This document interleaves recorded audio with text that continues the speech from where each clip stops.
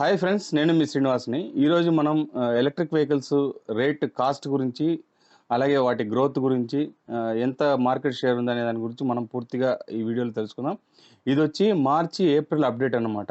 మనకు మార్చిలో ఎంత సేల్స్ జరిగింది, అలాగే ఏప్రిల్లో ఎంత సేల్స్ జరిగింది, ఆ, ఎంత డిఫరెన్స్ ఉంది అనే దాని గురించి మనం పూర్తిగా ఈ వీడియోలో మాట్లాడుకుందాం.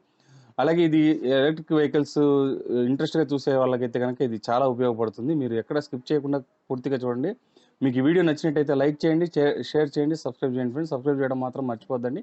వీడియోని ఎక్కడ స్కిప్ చేయకుండా చూడండి, మీకు క్లియర్‌గా అర్థమవుతుందనమాట. ఇంకా మనం ఆలస్యం చేయకుండా వీడియోలోకి వెళ్దాం.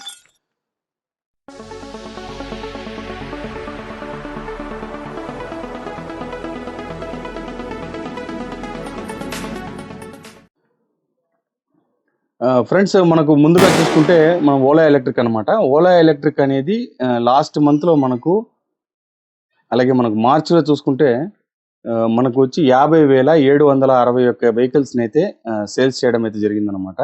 ఇంకా మనం ఏప్రిల్లో చూసుకుంటే మనకు 33,062 వెహికల్స్ అయితే సేల్స్ అయ్యాయి. అంటే మనకు గ్రోత్ విషయానికి చూసుకుంటే 35% తగ్గిందని చెప్పాలి.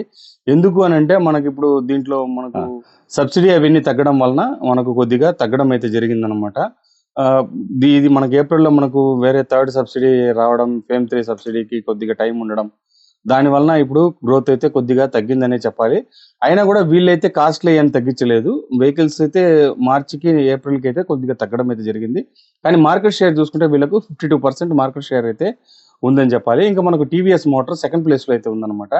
టీవీఎస్ మోటార్ వచ్చి మనకు మార్చిలో 26,604, అంటే 26,604 వెహికల్స్ మార్చిలో సేల్స్ చేస్తే, ఏప్రిల్‌లో మనకు 7,652 వెహికల్సే సేల్స్ అయ్యాయన్నమాట. అంటే 75% మనకు తగ్గిందని చెప్పాలి. మార్చికి, ఏప్రిల్‌కి మనకు మార్కెట్ షేర్ చూసుకుంటే 12% అయితే మార్కెట్ షేర్ అయితే ఉంది. ఇది అదే మనం చెప్పాం కదా, సబ్సిడీలు తేడా రావడం, వీళ్ళు ఏకంగా రేట్స్ అయితే పెంచడం అయితే జరిగిందనమాట. ప్రతి వెహికల్ పైన 5,000, 6,000 అట్లా పెంచుకుంటూ పోయారు. దానివలన కొద్దిగా సేల్స్ అయితే తగ్గిందనే చెప్పాలి. ఇంకా తర్వాత బజాజ్ ఆటో గురించి చూసుకుంటే మనకు బజాజ్‌లో 2 వెహికల్స్ ఉన్నాయి కదా, అర్బన్ అలాగే ప్రీమియం. మార్చిలో వచ్చి మనకి 18,054 వెహికల్స్ సేల్స్ అవుతే, ఏప్రిల్‌లో మనకు 7,515 వెహికల్స్ సేల్స్ అయ్యాయన్నమాట. అంటే మనకు దగ్గర దగ్గర 58% అయితే వెహికల్స్ తగ్గడం అయితే జరిగింది గ్రోత్. తర్వాత మనకు ఇది మార్కెట్ షేర్ చూసుకుంటే 12% అనమాట. మనకు ముందుకు మీరు చూసారు కదా, 18,054 మార్చిలో సేల్స్ అయితే మనకి ఏప్రిల్‌లో 7,515 వచ్చిందనమాట. ఇది ఒక మైనస్ పాయింట్ అని చెప్పొచ్చు బజాజ్ వెహికల్స్. అయినా కూడా ఇది మనకు బజాజ్ అనేది థర్డ్ ప్లేస్‌లో అయితే ఉంది. టీవీఎస్ సెకండ్ ప్లేస్‌లో ఉంది చూడండి. అదొక గొప్ప విషయం అని చెప్పాలి. ఎందుకంటే టీవీఎస్‌లో వెహికల్స్ సెటిల్‌గా ఉంటుంది. చాలామంది దాన్ని లైక్ అయితే చేస్తారు. మనకు ఒక సెటిల్డ్ మైలేజ్ అయితే వస్తుంది. చాలామంది కస్టమర్స్ నేను అడిగి చూశాననమాట. బాగా వాళ్ళకు తోలడానికి బాగుంది, అలాగే కంఫర్ట్ బాగుంది. వెహికల్స్ మనకు ఛార్జింగ్ టైం కానీ, మనం ఛార్జింగ్ టైం కొద్దిగా దీంట్లో ఎక్కువ 6 అవర్స్ అయితే ఉంది. అయినా కూడా కస్టమర్స్ చూస్తే వాళ్ళు దాని గురించి అయితే వాళ్ళు ఏం అబ్జెక్షన్ చెప్పడం లేదు. వెహికల్ మాత్రం మాకు చాలా బాగుంది సార్, మాకు ఒక 70 కిలోమీటర్స్ స్పీడ్ వరకు వస్తుంది, మాకైతే వెహికల్ బాగుందని చెప్పారు. కాబట్టి టీవీఎస్ నేను నియర్ బై మన తిరుపతిలో ఉండే స్టోర్స్లో అంతా అడిగి చూశాను అనమాట. వాళ్ళు కూడా చెప్పడం ఏమంటే వెహికల్స్ అయితే బాగా సేల్స్ అయితే ఉంది అని చెప్పడం అయితే జరిగిందనమాట. ఇంకా మనకు బజాజ్ ఆటో గురించి చూస్తే, బజాజ్ ఆటో అయితే మనకు చూశారు కదా, మార్చిలో 18,054, అలాగే ఏప్రిల్‌లో 7,515, 58% అయితే గ్రోత్ తగ్గిందని చెప్పాలి. మనకు 12% మార్కెట్ షేర్ అయితే ఇది తీసుకునిందనమాట. ఇంకా మనకి ఏథర్ ఎనర్జీ, మనం ముఖ్యంగా చెప్పుకోవాల్సింది ప్రీమియం వెహికల్, టాప్ వెహికల్ అని చెప్పుకునే ఏథర్ అనమాట. ఏథర్ గురించి చూసుకుంటే మనకు 17,304 మార్చిలో సేల్స్ చేస్తే, ఏప్రిల్‌లో మనకు 7,515 వెహికల్సే సేల్స్ అయ్యాయన్నమాట. అంటే చూస్తే మనకు దగ్గర దగ్గర 77% గ్రోత్ అయితే తగ్గిందని చెప్పాలి. మనకు మార్కెట్ షేర్ చూసుకుంటే 6% అయితే మార్కెట్ షేర్ అయితే ఉంది. 77% చూడండి అప్పటికి. ఎందుకనంటే ఈ మనకు సబ్సిడీ వాళ్ళు 500 crores సబ్సిడీ ఇచ్చిన తర్వాత గవర్నమెంటు వీళ్ళు అమాంతం రేట్స్ అయితే పెంచేశారనమాట. ఇప్పుడు ఏథర్ 450X మనకు కావాలనుకుంటే 1,90,000 దగ్గర దగ్గర అయితే ఉందనమాట. దానివలన అంత ధైర్యం చేసి ఆ వెహికల్‌ని తీసుకోలేకపోవడమే దీనికి కారణమని నాకైతే అనిపిస్తోంది. ఎందుకంటే బిల్డ్ క్వాలిటీ పరంగా గానీ, లేకపోతే స్పీడ్ పరంగా గానీ, క్వాలిటీ పరంగా గానీ అంతా బాగుంటుంది. మనం ఏం దాంట్లో తప్పు చెప్పాల్సిన పనే ఉండదు. అంత బాగుంటుందనమాట వెహికల్. కానీ ఏమంటే ఈ కాస్టు ఇవన్నీ పెరగడము, ఇంత ఖర్చు పెట్టాలనా, మనం ఇంత కాస్ట్ పెంచినా కూడా ఒక 105 కిలోమీటర్స్ రేంజ్ అయితే వస్తుంది.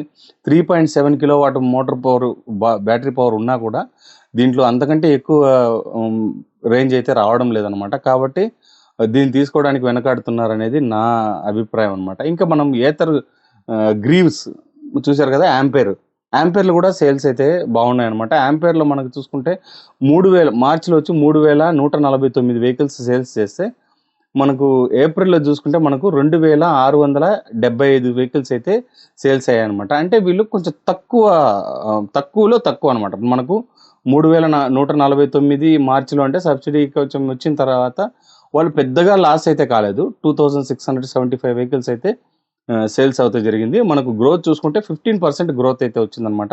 అలాగే 4% మార్కెట్ షేర్ అయితే వీళ్ళు సాధించారని చెప్పాలి. ఇంకా మనకు కొన్ని వేరే కంపెనీస్ ఉన్నాయి, వార్వివార్డ్ ఇన్నోవేషన్స్ అని, అంటే ఇవన్నీ 1021 మార్చిలో సేల్స్ అవుతే ఏప్రిల్లో మనకు 1205 వెహికల్స్ అయితే సేల్స్ అయ్యాయి. 18% గ్రోత్ అయితే పెరిగిందని చెప్పాలి వీళ్ళకు.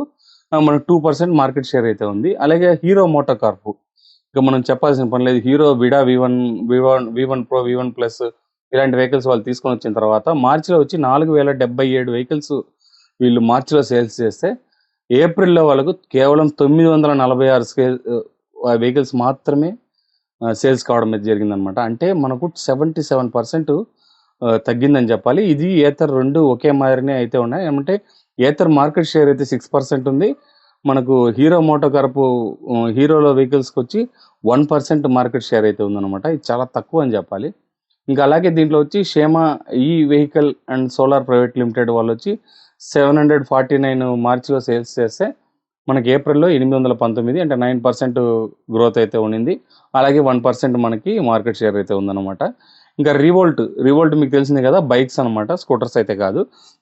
ఈ బైక్స్లో వచ్చి 594 వెహికల్స్ మార్చిలో సేల్స్ చేస్తే 743 వెహికల్స్ ఏప్రిల్లో సేల్స్ అయితే చేశారనమాట.